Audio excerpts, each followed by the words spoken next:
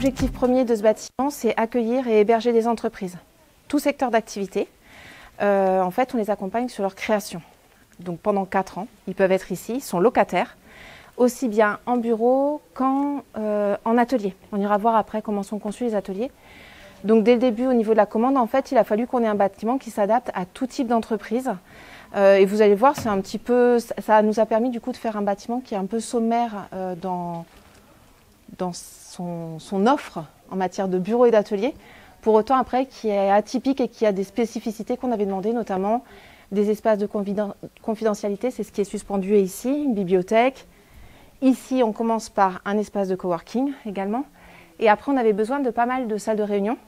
Ce bâtiment, c'est l'extension du premier bâtiment où nous étions, qui est de l'autre côté, qui avait exactement la même vocation, qui était un peu plus petit, qui avait été créé en 2004, déjà par un architecte, qui a plutôt bien vieilli. Enfin, on ne va pas faire le tour parce qu'il est différent de celui-ci. Mais là-bas, on était sur du métal et pareil après, de l'atelier, du bureau, des salles de réunion. Donc encore une fois, il a fallu compléter l'offre ici de services. Et donc, on a 3 salles de réunion qui ont été calées sur le bout du bâtiment. Une toute petite, une moyenne et une très grande qu'on visitera après puisqu'on va y aller. Ici, on avait besoin d'un espace de coworking. Donc ça, c'est un espace qu'on loue. On va y rentrer si vous voulez. Qu'on loue à des entreprises extérieures. Et donc par rapport à ça, espace de coworking, je ne sais pas si vous en avez déjà visité sur Bordeaux. Si vous avez déjà été usager, peut-être même d'espace de coworking. Moi, il y avait un prérequis très important, 2. 1, avoir un espace où les gens puissent s'installer à plusieurs. Ce sont que des indépendants en fait, des chefs d'entreprise indépendants qui viennent bosser ici. Donc là, ça leur permet en fait de ne pas être tout seul. Donc c'était un des prérequis. Et secondo, c'était avoir des alcôves après pour pouvoir travailler et être dans sa bulle pour tout ce qui est visio, phoning, etc. Donc vous pouvez tester. Hein. Vous allez voir, vous mettez dedans, vous fermez. Et en fait, tous ces espaces-là sont utilisables et utilisés par les entreprises. Ça nous a permis de se garantir en fait qu'il y ait des petits espaces dans lesquels on est vraiment dans sa bulle. Ça a été un vrai travail entre les architectes et les agenceurs. Dès le début, en fait, on a souhaité pouvoir avoir des agenceurs un peu spécifiques sur ces espaces. Et du coup, tout le monde teste pour la peine. Allez-y, hein, rentrez et tentez, vous allez voir, c'est étonnant, c'est vraiment bien insonorisé et ça permet, c'est vrai, de faire des visios et de travailler dans le calme, là où sur ces espaces-là, on est plutôt sur un espace où ils peuvent partager les uns les autres. Donc après en alcôve, c'était important pour nous de les avoir parce qu'elles sont aussi bien utilisées par les télétravailleurs coworkers qu'après par des boîtes dans les étages. Même chose sur les alcôves, on le voit, on en a une là au milieu avec du monde. Voilà, les alcôves, c'est le même principe. C'est bon?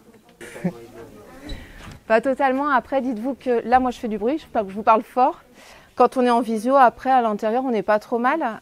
Et puis après, c'est aussi pas mal pour le phoning quand ils ont, je sais que moi, chez les filles, parfois, qui peuvent les utiliser. Si elles ont du phoning, elles sont 2 par bureau. Au moins, quand on se met là, ça permet de moins déranger tout le monde. Puis d'éviter de devoir aller dehors. Exactement, exactement. Ou de prendre des salles de réunion quand on a besoin de travailler tout seul. Et c'est marrant parce que c'était le bâtiment, on l'a livré en 2020, juste avant le confinement. C'est-à-dire que c'était une période en plus où il y avait quand même peu de visio, malgré tout, même très rarement. Et au final, on s'est rendu compte avec le confinement que ça a été le boom de toute l'utilisation de ces espaces-là. Donc au final, on ne s'était peut-être pas trop planté dans le programme. Je vous expliquerai un peu comment on a travaillé ces questions. Ici, vous avez une petite salle de réunion qui est la plus petite. Nous, au maximum, ici, on peut avoir jusqu'à 48 entreprises hébergées en bureau et en atelier, sans compter du coup tous les coworkers. Et après, cet espace, il est également loué par toutes les personnes et structures qui le veulent, entreprises du territoire ou partenaires. Donc on peut monter jusqu'à 300 personnes, 350 personnes dans le bâtiment qui le partagent en même temps, en fonction des journées. D'où la nécessité pour nous d'avoir des espaces vraiment très différents à proposer. Je vous laisse me suivre.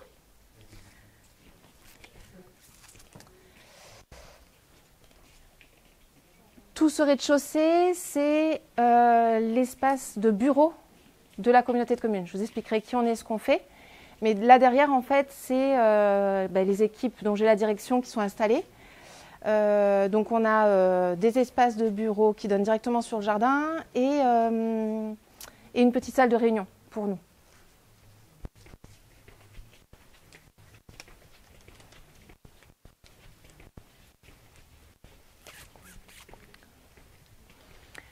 Chaque étage est approximativement similaire. En tout cas, il a à chaque fois les mêmes composantes.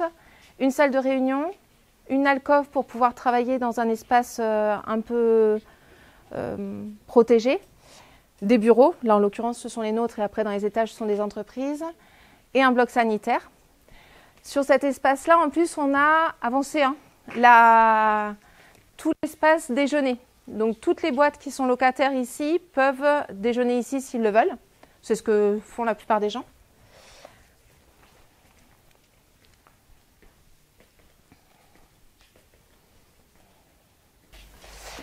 Cet espace-là, du coup, c'est, comme je vous le disais, l'espace déjeuner. De manière générale, tous les espaces qu'on a conçus et pour lancer la consultation, ça a été un concours d'architecte en fait qu'on a fait pour ce bâtiment. Parce qu'on atteignait un montant qui, dans la fonction publique, nous oblige à passer par concours. Donc, on avait lancé un concours. Et pour lancer le concours, avant, moi, j'avais travaillé avec des programmistes sur les espaces dont j'avais besoin, de quoi j'avais besoin. Et en fait, dès le début, tous les espaces, on voulait qu'ils soient déjà dédiés au bien-être. C'est un espace de travail, pour autant, l'idée pour nous, c'était important que ce soit des espaces dans lesquels les gens soient bien. Au-delà de ça, après, il fallait qu'on puisse les moduler. Donc, on a des ateliers qui sont modulables, des bureaux qui sont modulables. On peut fermer des portes, ça fait des plus ou moins grands espaces, etc. Cet espace-là, ce qui est intéressant, pareil, c'est une cuisine, mais nous, c'est un espace dans lequel on a des réceptions très fréquentes. En fait, comme je vous le disais, on loue cet espace, aussi bien à des entreprises qui sont présentes ici qu'en dehors. Donc après, on a travaillé, ça c'est un exemple en fait de modularité d'espace sur lequel on a bossé avec les architectes. Cet espace, aujourd'hui, il sert aussi bien pour faire des réunions que pour le déjeuner, que des réceptions. Voilà.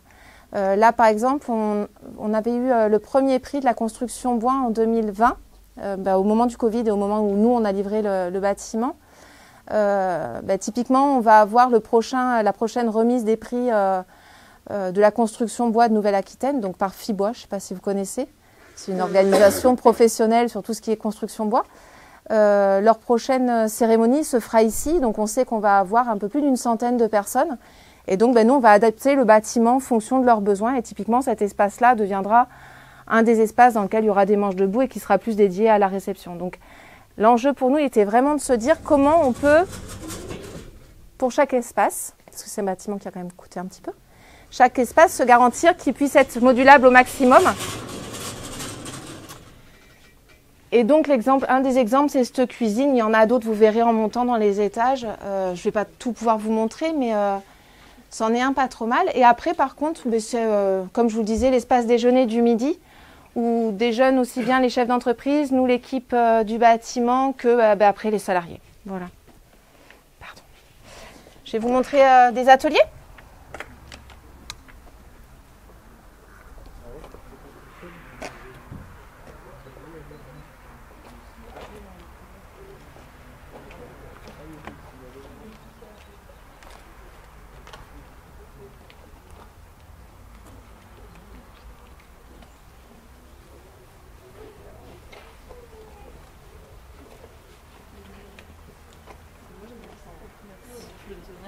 Merci. Comme ça, je vais m'avancer.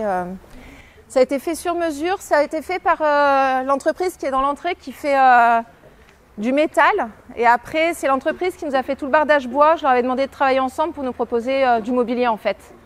Donc ça a été construit et amené au projet au fur et à mesure qu'on faisait la construction entre les deux boîtes qui ont fait la conception du bâtiment, tout ce qui était métal et bois. Là, ce sont des locaux techniques. Je rentrerai dans le détail, mais en fait, le bâtiment est chauffé grâce à de la géothermie. On a 11 sondes dans le jardin.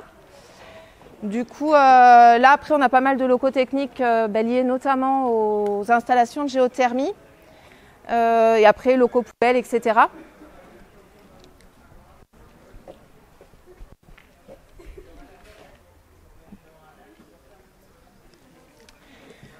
Je vais attendre juste la suite. Dans la commande publique, en fait, on avait la conception du bâtiment et de ses abords. Donc tout ce qui était le stationnement, comme je vous disais, on peut avoir du monde. Donc du coup, ceux qui ont conçu également le parvis, le lien avec l'ancienne pépinière. L'idée pour nous, c'était quand même qu'il y ait un lien entre les deux bâtiments parce que nous, on a des locataires de part et d'autre. Et il faut absolument que les gens continuent de se croiser et de travailler aussi ensemble. Donc c'est eux qui ont conçu toute la zone extérieure, sauf les ombrières qu'on a rajoutées après pour venir compléter, comme je vous le disais, une des préoccupations, c'était quand même la consommation énergétique de ce bâtiment. Donc on a mis de la géothermie, on a des panneaux photovoltaïques en toiture, et donc après, quelques années après, on est venu rajouter les ombrières sur le parking.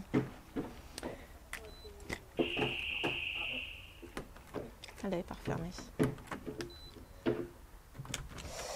Allez-y. Alors, ça c'est les ateliers, tout simple. C'est des ateliers de 80 mètres carrés. Faites attention, ouais, la porte est surélevée, il faut que je la rebaisse. C'est les portes sectionnelles, tous les bâtiments. En fait, dans ces locaux-là, vous avez le local à côté. C'est la personne qui fait les pubs pour Candia, qui est juste là. Il a une boîte de com, il fait aujourd'hui toutes les publicités pour Candia. Il est dans le bureau dans l'atelier d'à côté. Il nous sert à tout. Donc aussi bien une petite boîte, une petite de com qui fait Candia aujourd'hui quand même, notamment. Il bosse pour tous les marchés chinois aussi. Qu'après des boîtes industrielles. Pardon ? Il y a des choses modulables ici aussi là en fait ce que je voulais moi c'était surtout des bâtiments dans lesquels justement je puisse mettre aussi bien de la boîte industrielle. J'ai eu des grosses boîtes industrielles là-dedans, comme notamment une filiale une boîte qui a été rachetée par Dalkia, qui faisait de l'éclairage intelligent. Et donc eux, ils avaient besoin de puissance particulière, de faire du bruit. Et après... C'est plus standardisé là que modulaire. Là, c'est plus... Ouais, c'est ça. Et quel intérêt pour une boîte de com d'être dans un atelier plutôt que dans des bureaux Parce qu'en fait, il fait beaucoup de ses scènes en atelier. Donc par exemple, je disais dans le bureau d'à côté, dans l'atelier d'à côté, pardon, j'ai une boîte qui fait une boîte de com qui fait les pubs Candia. Les pubs Candia que vous voyez, elles sont faites là, à côté et en Normandie pour beaucoup du tournage. Mais après, pour travailler les gouttes de lait qui tombent, etc. En fait, il lui faut un endroit pour pouvoir le faire. On a l'impression d'être dans un truc de cinéma, quoi. Ils font des projectiles, ils font bon. Et donc ils avaient besoin de hauteur, de choses standards. Et après, moi, ce qu'il fallait aussi, quand on a fait le programme pour ces ateliers-là, c'était arriver à avoir des activités aussi bien de quelqu'un qui a une boîte de com et qui a besoin juste d'un atelier pour faire du montage de films, que ce que je disais, j'ai eu une entreprise qui a été rachetée, qui s'est créée ici, qui faisait de l'éclairage intelligent.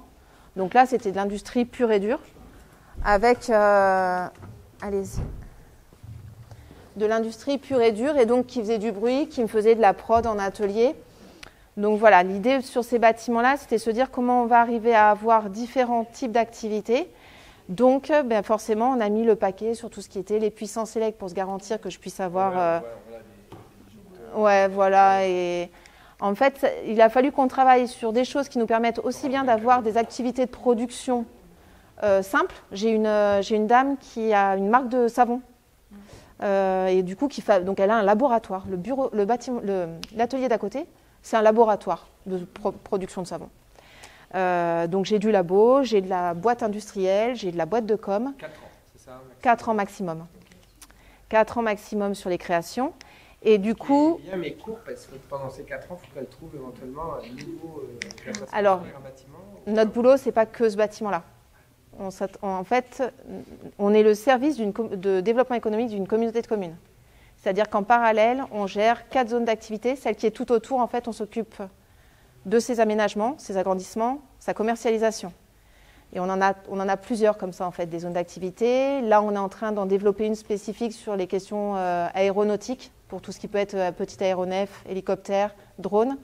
Donc après, nous, on travaille en parallèle sur la création de zones d'activité et on vend ou on loue. Donc on vend des terrains ou on loue des bâtiments qu'on crée nous-mêmes.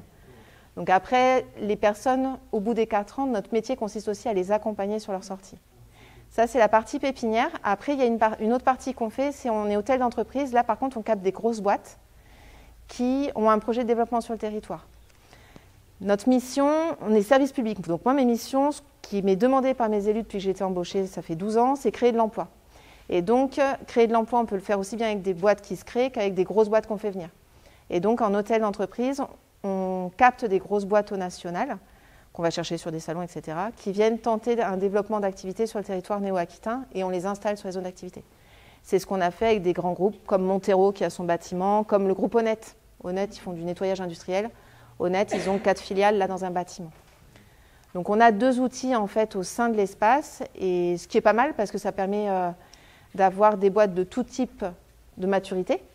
Et au-delà de ça, tout type d'activité, et elles peuvent s'apporter entre elles, voilà, pas mal sur le développement. Et là, on est sur un positionnement justement extra-métropole, donc on peut avoir des coûts plus bas, enfin, en général, parce que quand on parle d'aéronautique, on pense aussi d'aéroparc, et donc c'est des positionnements qui sont complémentaires. Ouais, c'est complémentaire, c'est pas la même chose. Tout ce qui est, quand vous parlez de l'aéroparc, vous parlez de la Traîne notamment, les sites de la Traîne avec l'aérocampus et... Tout ce qui est autour de l'Amérique. Ah, alors je travaille avec eux. Typiquement, moi aujourd'hui ici, ce qui va être intéressant, c'est que nous, notre aérodrome, il est au milieu des pins, zone un peu cachée. Et moi, ça me permet de travailler avec des boîtes qui aujourd'hui font de l'installation sur des aéronefs de matériel pour la DGSI, pour les zones de guerre en fait. Et eux, ils ont besoin de beaucoup de discrétion, donc ils viennent s'installer plutôt sur des territoires un peu reculés, sur des petits aérodromes où il y a... Donc après, on a chacun nos prospects, on ne travaille pas du tout les mêmes entreprises après en prospection. Parce qu'on n'est pas concurrents, eux, ils ont une capacité, même ils ont des pistes... Enfin, on va avoir une piste relativement grande, mais ils ont des pistes vachement plus équipées que nous. Ils ont d'autres services et nous, c'est plus des prospects qui vont chercher des petits espaces un peu discrets. Ou après de l'innovation, des boîtes du drone, etc., qui ne vont pas avoir besoin d'installations énormes en fait, type aéroport de Bordeaux, et qui vont plus venir sur des petits aérodromes. Donc voilà. Donc ça, c'est notre partie atelier. Les ateliers, vous avez un bloc sanitaire en bas, c'est simple. Alors par contre, forcément, on se doit d'être... c'était dans le cahier des charges quand on a travaillé avec l'architecte. On doit répondre aux obligations code du travail, parce que moi ici, j'ai des boîtes avec des salariés. Donc code du travail et ERP, parce que moi, je suis un service public. Et donc, on est également un établissement qui reçoit du public. Donc il nous fallait ces 2 obligations-là. D'où les blocs sanitaires, douches partout, que vous retrouverez dans l'ensemble du bâtiment. Et là-haut, c'est un petit bureau. On a eu la chance d'avoir le précédent... Là, vous avez un... Ouais. Allez-y. Je me demandais si à certains où il va faire froid, en fait, vous avez un système de chauffage radiant, en fait, donc qui chauffe les corps, en fait. Voilà. Ne chauffe pas l'air. Donc c'est ce système-là, donc c'est de l'eau qui court. Ouais, donc c'est qui vient en fait chauffer les volumes. Les gens. Ouais, c'est ça. C'est pas, on n'est pas aussi bon que dans un bureau, mais en fait, on a des conditions au code du travail, on ne peut pas travailler dans le froid, c'est interdit. Donc voilà. Ouais, mais allez-y. Alors complétez, parce que par contre, je suis pas architecte. Je sais ce que je fais ici et ce dont j'avais besoin. Vous avez des petites charnières ici. Donc en fait, on peut tout replier et la porte se replie comme un accordéon comme ça. Donc voilà, pour venir, on peut rentrer dans une camionnette. Mais à la fin, on a des vitrées, on a un système, donc j'imagine qu'il doit être... non, il fixe. Voilà, puis vous avez tous les circuits d'eau qui viennent permettre de chauffer. Voilà. Donc en fait, là, vous avez un extrait d'un truc assez typique de comment on dessinerait techniquement un espace de travail type atelier. Voilà. Donc, et puis il y a des affinissements sonores qui sont assurés un petit peu par les parois. Voilà. C'est pas extraordinaire, mais ça contribue aussi pas mal. Si c'était qu'en béton, on ne s'entendrait pas. Ouais. Là, vous voyez, on peut se parler, vous nous parlez, on vous entend très bien. Certains chuchotent et tout, ça reste très confortable. Donc là aussi, c'est assez performant en fait. Donc ça a l'air simple, mais en fait, il y a beaucoup de travail en fait, d'ingénierie et de recherche pour arriver dans un coût maîtrisé, à fabriquer en plus voilà, avec des ingénieurs. C'est sympa, l'usine étale, c'est vachement bien pour travailler. Ce qui est difficile dans les locaux de travail, c'est de prendre des belles lumières qui peuvent vous aveugler ou tomber. Voilà. Donc là, il y a une lumière relativement maîtrisée qui est en partie. Voilà. Donc, parce que vous voyez, il reste 17 heures en mars, donc on a encore pas d'éclairage électrique. Et puis, il n'est pas ouvert. Voilà. J'ai- Voilà, c'est ça, quand on dit concevoir durable, concevoir c'est un bâtiment de 2020, hein, c'est ça? Oui. Voilà, donc c'est aussi bénéficier de l'ensemble, de penser son espace, parce qu'on appelle tous les apports gratuits. De la lumière naturelle bien placée, un peu de masse, etc. Et puis, voilà, puis une association de bois. Donc, il y a ici, les éléments techniques sont assumés, mais assez bien dessinés, sans rire, les chemins de câble, tout ça, à mon avis, a dû être dessiné. Vous voyez, tout ça, ça crée, voilà, c'est bien fait. En plus, ça permet, quand c'est visible, de pouvoir intervenir dessus. Voilà. Et puis, évidemment, bah, tous ces petits locaux qui sont obligatoires, hein, qui viennent, voilà, qui, mine de rien, occupent pas mal d'espace. Ça prend de la place. C'est ça, c'est ce qu'on Ouais. peut imaginer qu'ils soient mutualisables, mais en fait, pas Non. vraiment, parce Non. que chaque entreprise est chez elle ici. Ouais. Et donc, elle est responsable de ses salariés dans leur. Voilà. C'est ça. En fait, chacun se doit de proposer ses équipements pour ses salariés.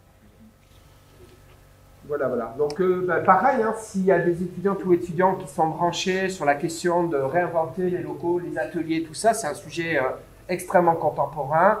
Réfléchir à la rationalité des stationnements pour essayer de faire des villages d'artisans, des choses comme ça. Il y a plein de projets actuellement qui sortent, justement pour réfléchir. Là, ce qui est intéressant, c'est qu'au lieu d'avoir 5, il y a combien? 4 ateliers. 4 ateliers, voilà, 4 boîtes à chaussures, comme on disait entre nous, posées les unes à côté des autres avec leur nappe de parking, voire tout ça. Ben là, il y a une mitoyenneté qui fait qu'on a une meilleure maîtrise de l'énergie, une meilleure compacité. Et puis, bon, peut-être rien n'interdit, je ne sais pas si vous l'autorisez, peut-être que quelqu'un a besoin de faire une mezzanine, il pourrait éventuellement poser. Ouais, on pourrait, on en a eu fait dans le précédent bâtiment. Après, en 4 ans, généralement, moi, mon boulot, Voilà, c'est plus donc- les accompagner à prendre finalement 2 ateliers ou prendre des bureaux en complément. On essaie de les accompagner au développement. Bon, petite insertion technique. Par rapport à ce que vous disiez, c'est d'autant plus d'actualité. Vous connaissez la loi ZAN? Pas vrai, bon, ils en ont entendu parler, mais c'est en deuxième année, donc. Alors en fait, il y a une loi loi climat et loi ZAN, zéro artificialisation nette. Grosso modo, aujourd'hui, moi, je vais devoir continuer à accueillir des entreprises dans un contexte où je ne dois plus artificialiser les sols. Donc, il s'agit aujourd'hui vraiment. Ok, merci, merci beaucoup, Claire. Loisanne, donc en fait, on ne doit plus artificialiser les sols, ce qui veut dire qu'à un moment donné, il va falloir qu'on repense tous les locaux à vocation économique de manière totalement différente. Moi, aujourd'hui, je dois densifier à fond tout ce que je vais proposer comme nouveau bâtiment. Et donc là, par exemple, sur la zone d'activité, je vous disais qu'un de nos métiers, moi à la base, je suis urbaniste en fait. Je fais de l'accompagnement de boîte aujourd'hui, mais à la base, je suis urbaniste parce qu'on gère aussi donc, les zones d'activité. Et typiquement, sur toutes les zones d'activité qu'on gère aujourd'hui, je dois revoir et repenser intégralement la manière dont on va commercialiser. Et du coup, les plans d'occupation des sols, pour se garantir qu'on densifie au maximum, ce sans quoi, de toute façon, on pourra de moins en moins accueillir de nouvelles entreprises sur les territoires. Donc la question de l'optimisation de l'espace, de la rationalisation et de savoir concevoir des espaces de bureaux ou d'ateliers demain qui soient le moins consommateurs d'espace, c'est notre réalité depuis maintenant 2-3 ans, et plus ça va, plus on le voit, ça devient une vraie préoccupation. On a refait la vie sur les actes sociaux, demain il va falloir refaire l'activité sur l'activité. C'est ça. Il y a des gisements considérables, surtout ici, dans tout le territoire girondin. Voilà. Et ça, c'est un des gros sujets qui va apparaître. Le devenir de ces boîtes à chaussures est très faible, les performances sont minables, comment est-ce qu'on déconstruit tout ça? Voilà, ça c'est des sujets qui sont vraiment très très actuels et qui vont être parmi les beaux sujets parce que on va plus pouvoir s'étendre. Les métropoles ont misé essentiellement sur l'habitat et le bureau, mais il faut continuer à fabriquer des savons, il faut continuer vous voyez, continuer à pouvoir avoir des studios, à faire des choses un peu bruyantes quelque part. Voilà, donc ça c'est un joli sujet éventuellement qui peut vous intéresser et puis qui fait une belle archi. Hein. Donc c'est, j'espère, on est en train de dépasser la boîte à chaussures, la fatalité. On va avoir plein d'archis avec une économie de moyens, mais une certaine, une agilité dans la pensée pour reconstruire tout ça. Et moi, je connais une urbaniste aussi qui travaille du côté en Vendée, pour une foncière, donc des privés, des gens qui possédaient plein de Lidl, etc., et qui bossent pour refaire, pour gérer tout ça, parce que ce sont aussi des lieux de vie, voilà, donc des aménités, food truck, petite boulangerie, tout ça. Voilà. Entre autres sujets, et pourquoi pas, on n'est pas vraiment sur les 3 communes, mais on est dans la même logique, hein, c'est là que se fait l'emploi. Et puis c'est les métiers, en fait c'est ce à quoi vous serez confrontés demain. Faites attention, la porte sectionnelle est un peu relevée. Je vais commencer doucement, je vous laisse me poser des questions si vous en avez 2, 3, et puis fonction du temps, vous me dites quand il faut qu'on s'arrête, parce que ça je ne maîtrise pas. Donc, la maîtrise d'ouvrage de ce bâtiment, c'est une communauté de communes. On est un service public. Je ne sais pas trop clair ce qu'elle vous a expliqué ou pas. On travaille pour une communauté de communes. Ce bâtiment, c'est une de nos missions que de le diriger et gérer les boîtes qui sont présentes. Et après, on commercialise toute la zone d'activité qui est autour. Et on a d'autres zones d'activité également qu'on aménage, qu'on commercialise ou dont on loue des bâtiments. Donc, nous, on est service public. Donc forcément, comme on était sur un projet à 3,2 millions, on est passé par, c'était obligatoire, un concours d'architectes. Mince. On est passé par concours. Pour pouvoir lancer le concours, on avait avant, pendant 6-8 mois, travaillé avec une programmiste. Comme je le disais, il n'y a pas de souci. Comme je le disais, je vais juste fermer pour les boîtes. Comme je le disais, en fait, au groupe qui était avec moi, le bâtiment initial, c'était celui-ci. Donc, on a eu la chance de savoir ce qui convenait, ce qui manquait, comment on pouvait parfaire en fait un outil pépinière hôtel d'entreprise. Et donc, on a passé plusieurs mois avec une programmiste à bien définir ce que nous voulions et ce dont nous avions besoin pour se garantir de bien accompagner nos boîtes. Donc, comme je disais, après phase concours, a décroché le marché Coco Architecture, qui était mandataire d'un groupement. Je ne sais pas si vous les connaissez, c'est un couple, elle est autrichienne, lui il est français, et ils ont 4 agences en France, 4 oui c'est ça, et une en Autriche. Cédric Ramière, elle est intervenue justement dans votre atelier il y a quelques années. C'est ça, c'est Cédric. En fait, c'est avec. Alors, c'est un de ces architectes qui avait dessiné le bâtiment. Et après, c'est avec Cédric Ramière qu'on a bossé toute la construction. Donc, voilà pour Coco Architecture. Dans la consultation qu'on avait lancée, bon, bien sûr, il y avait un bureau d'études. Donc, c'est au TCE, que vous connaissez peut-être. C'est un des gros bureaux d'études pour tout ce qui est construction. Et après, on avait demandé 2 compétences complémentaires et supplémentaires. Des acousticiens.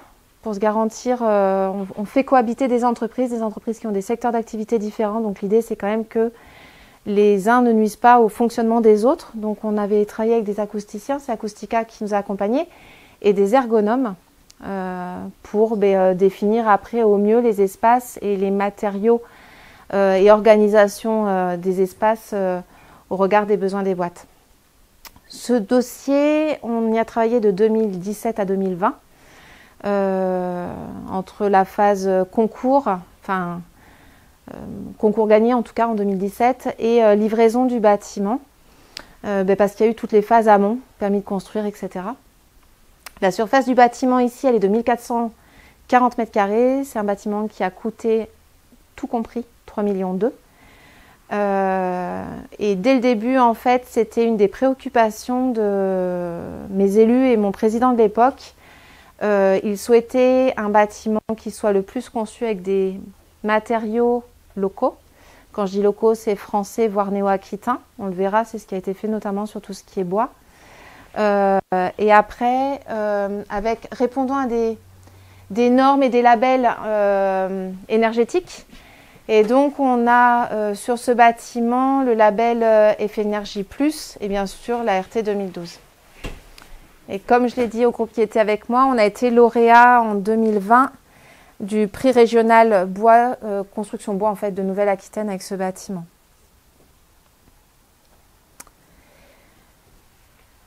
Vous l'avez vu avec Claire et avec moi, donc l'espace, il est somme toute simple en fait. On a un espace de coworking, des salles de réunion, les services du développement économique, des bureaux et des ateliers. Donc c'est plutôt standard. Et on a une capacité, pareil, je redis peut-être des choses pour certains, mais les autres ne l'ont peut-être pas entendu, de plus d'une quarantaine d'entreprises. On est à 48 entreprises qu'on peut héberger.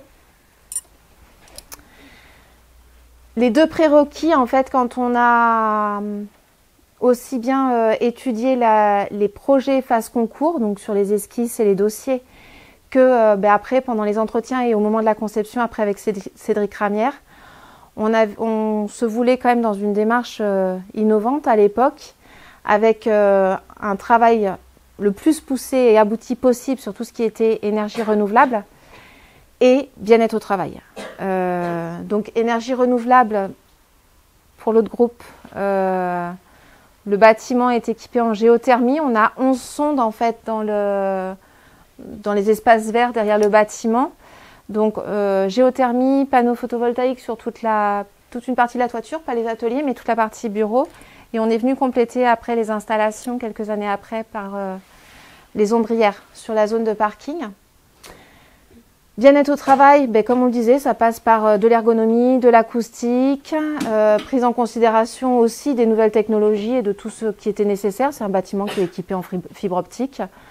Je vous parle acoustique, voilà, ces salles de réunion qui sont toutes équipées en fait de matériel permettant d'assonoriser quand même nos salles. La question des lumières, donc voilà.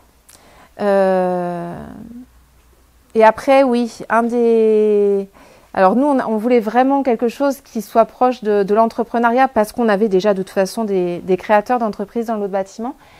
Et on a trouvé une équipe de maîtres d'œuvre qui a été à l'écoute et notamment qui était passée par une pépinière d'entreprise. Donc dès le début, ils ont compris ce qu'on cherchait parce qu'ils avaient également, eux, commencé dans une pépinière d'entreprise. Donc à un moment donné, c'était plus simple pour eux de bien prendre conscience de nos attendus. Un des prérequis également, c'était, on est au milieu d'une zone d'activité, donc on le voit, les bâtiments industriels, il y en a qui datent d'une autre époque en plus. Donc c'est pas toujours très très beau. Il y en a 2 qui vont être refaits. Après, c'est des propriétaires privés. Donc, il fallait qu'au milieu de cette zone, on arrive quand même à avoir un bâtiment, ce qui était souhaité par mon président. C'était un bâtiment d'architecture. Donc, ça dénote en fait quand vous êtes sur un territoire rural. Ça a même été parfois un peu ri parce que tout le monde s'est dit c'est la folie des grandeurs. On va avoir. Aujourd'hui, on se rend compte qu'il est plutôt bien intégré. Ça dénote surtout pour les coûts. Pour le coup, alors non parce que... Rural, 2 millions de mètres carrés sur un bâtiment comme ça, c'est très cher. Coût, c'est ce qu'on avait prévu en enveloppe. Et vous avez prévu Ouais. par rapport à d'autres opérations Peut-être. sur ce type d'équipement. Peut-être. Après, on est alors, de toute la Nouvelle-Aquitaine, on est la 6e plus grande pépinière d'entreprise. C'est énorme en fait, la capacité d'ici. Donc, bon. Et après, ce qui était souhaité aussi, c'est malgré tout que ce soit un bâtiment signal, parce qu'au-delà d'être une pépinière d'entreprise, on est le bâtiment où toutes les entreprises du coin qui ont besoin de questions, d'accompagnement, etc., peuvent venir. Donc, c'était également un des prérequis. Et donc, Coco Architecture, très rapidement, avait proposé ce plan en se disant, on va faire dans ce cas-là un grand bâtiment. Ils avaient... il y a des forêts de pins partout autour, donc ils avaient dit, on va faire tout en bois avec des grandes... Alors, je ne connais pas les termes techniques, mais typiquement, tous ces grands bois là, qui rappellent un peu les forêts de pins. Et c'est ce qui avait plutôt plu à moi dans la fonctionnalité et à mon président de l'époque. Ça, c'est différentes vues. Ce qui nous a également séduit, c'est qu'on est sur un projet qui est bioclimatique. Alors, vous n'avez peut-être pas trop prêté attention en passant, tout ce bâtiment s'aère la nuit. C'est-à-dire qu'on a de la géothermie, il est chauffé par géothermie. Tout ce qu'on fait en production d'électricité, c'est revendu en fait. Ça repart sur le réseau parce qu'on était sur des moments de production qui n'étaient pas les moments de fonctionnement du bâtiment en fait. C'est l'été qu'on produisait le plus, alors que moi, l'été, il y a moins de monde ici. Du coup, ça a été un choix qui a été opéré au début puisque c'était pas une époque où on pouvait faire de l'autoconsommation et de la revente. Donc, c'était soit l'un, soit l'autre. Donc, ce qu'on produit, aujourd'hui, on le revend. Pour autant, tout le reste, après, comme je vous le disais, c'est en géothermie. Et après, ce bâtiment, il a des vantaux. Vous le verrez en ressortant. Tout le second étage, les fenêtres qui ne sont pas accessibles, elles sont mécanisées. Et fonction des températures, et en l'occurrence la nuit, les vantaux s'ouvrent, enfin les fenêtres de façade s'ouvrent. Et après, vous avez des vantaux en verre sur chaque bureau. Ces vantaux-là sont également ouverts le soir pour se garantir une aération naturelle du bâtiment. Il suffit après que toutes les fenêtres en façade sur l'été, vous les ouvrez un peu le soir et vous arrivez le matin, le bâtiment s'est rafraîchi naturellement en fait. Donc il y a tout ce travail-là qui avait été fait, sachant qu'après, qui c'est qui parlait des matériaux? Vous parliez tout à l'heure des matériaux, le bois, le béton. Oui, voilà, en fait, il y a un plancher, alors, bois-béton. Hein. C'est ça. En fait, on a... Le bois pour la structure et le béton pour l'énergie. C'est ça. On a besoin de... Ça se voit pas, mais en fait, pour stocker l'énergie, il faut savoir que tout ce qu'on ne voit pas, c'est du béton. Et donc, ça permet cette inertie, en fait. Voilà. Donc, c'est vrai qu'on voit surtout la coque bois, mais il faut savoir que tout le reste a été fait. Allez-y. Pour que je comprenne bien l'histoire d'un projet bioclimatique, il y a de la géothermie qui permet de réchauffer de l'air, qui est soufflé dans les bâtiments. Oui. C'est ce qu'on sent. C'est ce qu'on a là, Et ce qui permet par exemple. C'est ce qui permet de climatiser. Oui, exactement. En fait, le bâtiment est climatisé. Le bâtiment est climatisé et au-delà de ça, pour le rafraîchir davantage sur les... Je comprends l'histoire de rafraîchissement nocturne par traversant. Parce que ici, on est au sud. Non. On est au nord. Là, on est au nord. En fait, le nord, il est là. Attendez, tac, tac, tac. L'est. L'est est là, l'ouest est là. D'accord. Est-ouest. Donc vous avez nord. On est nord-est. Ouais, c'est ça. Donc ça veut dire que là, il n'y a pas de protection solaire. Non. Mais l'été, le soleil il se lève au nord-est. Donc l'été, il y a le soleil dans ce stade. Ouais, mais il fait pas chaud. Puisqu'après, par contre, moi, la géothermie fonctionne aussi sur l'été et vient me rafraîchir mon bâtiment. Il ne fait pas chaud, pas pour des raisons bioclimatiques, mais parce qu'il y a une... À l'orientation? Non, parce que simplement on compense avec de l'air frais qui est issu de la géothermie. Oui. D'accord. Oui, en plus, alors oui, moi, ici, on chauffe air chaud l'hiver et air, alors frais. Pas frais, ça reste de la géothermie, donc on est sur des températures tempérées, mais on remet du plus frais, c'est ça. Là, on sent C'est ça. qu'il est déjà plus frais. Ouais. La température du bâtiment. Ouais, mais parce que notamment, il fait chaud. Oui, c'est déjà chaud, oui, je suis bien d'accord. Mais oui, bien sûr, il fait aussi air frais sur la partie été. Alors après, il y a en fait tout le volume dans lequel on rentre, en fait, il sert aussi un peu de ce qu'on appelle un peu d'espace tampon, hein, parce qu'il est plutôt au nord. Donc c'est assez, c'est assez Pardon. intéressant. On pourrait passer presque une heure à analyser cette coupe. Non. Je vous l'enverrai. Mais on n'a pas le temps. Je vous l'enverrai. Non, mais voilà, c'est un atelier, ça on pourra y revenir si ça intéresse. Parce que c'est assez, Après, sur ça, si jamais ça peut, je vous enverrai ça. Et ouais, ça peut être intéressant. Au-delà de ça, comme je le disais après, ce qui était un des prérequis, on travaille pour créer de l'emploi local, notamment. Du coup, un des prérequis, c'était aussi se dire comment on va faire travailler des entreprises locales.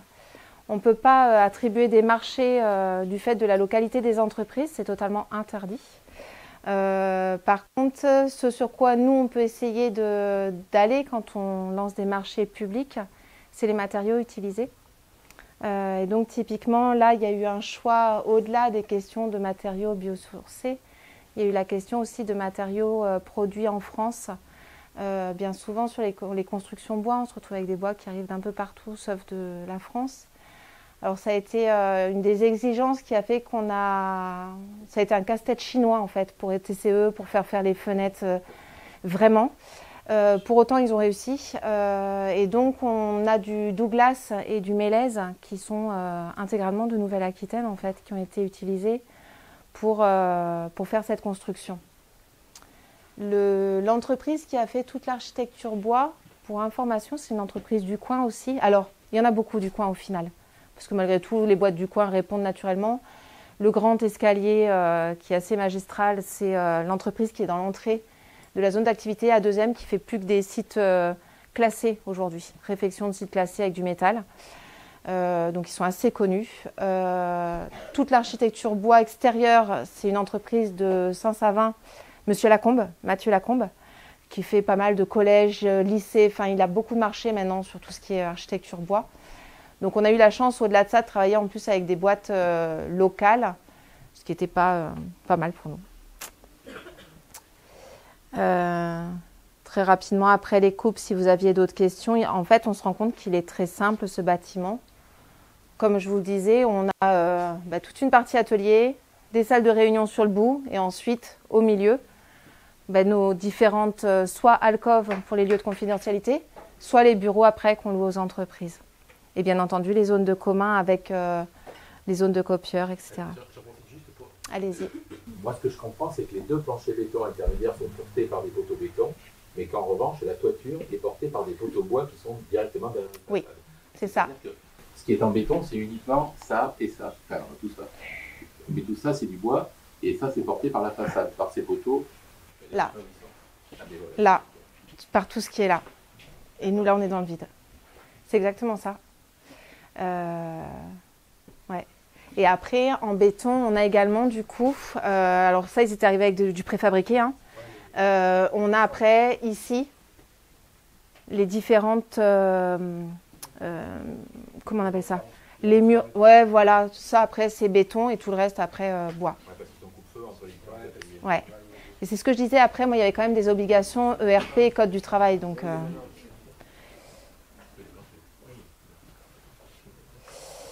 Voilà ce que je peux vous dire de ce bâtiment. Ah oui, on m'a posé la question, les tasseaux, les parements qui sont du pain déroulé, j'imagine. Oui. Oui, oui. Tous les petits, ce qu'on appelle les petits tasseaux, oui. là, tout ça c'est fait avec des provenances locales. C'est un agenceur bordelais après qui est venu faire tout ce travail-là. En collaboration avec Coco Architecture. En fait, Coco Architecture avait tout dessiné et derrière l'agenceur a dû mettre en œuvre et ça a été aussi un casse-tête, mais ils ont réussi à construire tout ça. Et après, il y a eu des choix qui ont été opérés, bien entendu, même si le bâtiment était onéreux. Après, il y a eu des choix qui ont été opérés sur les types de matériaux, donc les revêtements qui étaient quand même... On a pu choisir des matériaux assez nobles et ça, on a eu cette chance-là quand même sur un projet public. Donc voilà. Voilà pour tout ce qui était l'intérieur. Je ne sais pas si vous avez fait attention quand vous êtes passé. Tout ce qui est les ateliers également, on est en panneaux de fibres de bois compressés sur les plafonds. En fait, on a quand même travaillé après détail par détail, mais c'est ce que vous avez peut-être l'habitude de faire en fait sur toutes les constructions. Nous, on avait un budget qui nous permettait quand même de pouvoir, parce qu'après c'est aussi ce qui permet de le faire. On a eu un budget qui nous a permis de travailler jusqu'à des détails comme ça. Et voilà ce que je peux vous en dire. Le bas, on en a parlé. Tout ce qui était les alcôves. Voilà. Et voilà pour ce bâtiment. Merci. Je vous en prie.